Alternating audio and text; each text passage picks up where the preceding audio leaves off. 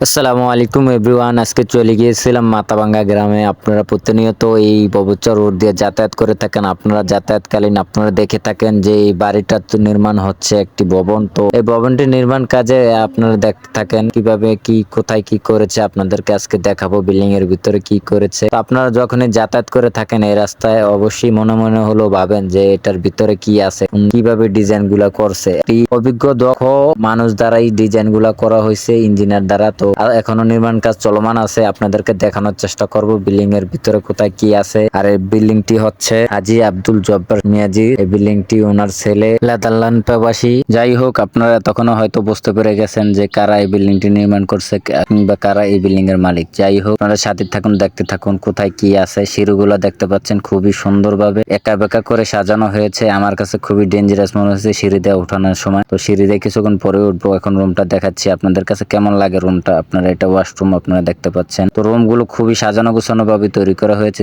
সিঁড়িগুলো কিন্তু আমার কাছে খুবই একটু ব্যতিক্রমিক লাগছে অন্যান্য জায়গার সিঁড়িগুলো থেকে। পেঁচায় পেঁচায় যেভাবে, এটা এখনো কাজ শেষ হয় নাই, কাজ চলমান আছে। আপনাদেরকে দেখানোর চেষ্টা করবো। এটা হয়তো কিচেন রুম হইতে পারে। পরবর্তীতে অন্য একটা ভিডিও দ্বারা আপনাদেরকে আবারও আমি ভিডিও করে আপনাদেরকে দেখাবো যে কোথায় কি কোনটা কিভাবে করছে। এখনো আমি তো এরকম ভাবে বুঝতে পারি নাই কোথায় কি আছে। তারপর আপনাদের মনের ভিতরে যে একটা খুঁতখুঁতানি আছে, আপনারা সবসময় দিক দিয়ে যাতায়াত করেন, দেখে থাকেন বিল্ডিংটা এই জায়গায় নির্মাণ হচ্ছে। হয়তো আপনারা সবসময় মনে মনে ভাবেন যে বিল্ডিং এর ভিতরে কোথায় কি আছে। তো সেটাই আপনাদেরকে দেখানোর চেষ্টা করেছি বিল্ডিং এর ভিতরে কোথায় কি আছে। সেজন্যই আমি কষ্ট করে আজকে চলে গিয়েছিলাম আব্দুল জব্বার সাহেবের বাড়িতে। তো সেখানে গিয়ে আপনাদেরকে দেখানোর চেষ্টা করছি। এখান থেকে কিন্তু উপর থেকে কিন্তু খুবই সুন্দর মনোরম পরিবেশ দেখা যায়, ভিউটা খুবই সুন্দর লাগে। এখানে সাদৃশ্যটা আমার কাছে খুবই ভালো লেগেছে, সবুজ শ্যামল চতুর্দিকে, অনেকটাই ভালো লাগছে যা বলার মতো না। তো আপনারাও দেখতে পাচ্ছেন, আপনাদের কাছে কেমন লেগেছে অবশ্যই একটি মন্তব্য করে যাবেন, একটি কমেন্ট করে যাবেন। তো আমার কাছে খুবই ভালো লেগেছে, যা আমি বলে আপনাদেরকে বোঝাতে পারবো না। এই ধরনের ভিডিও আপনারা দেখতে চাইলে প্রতিনিয়ত আমার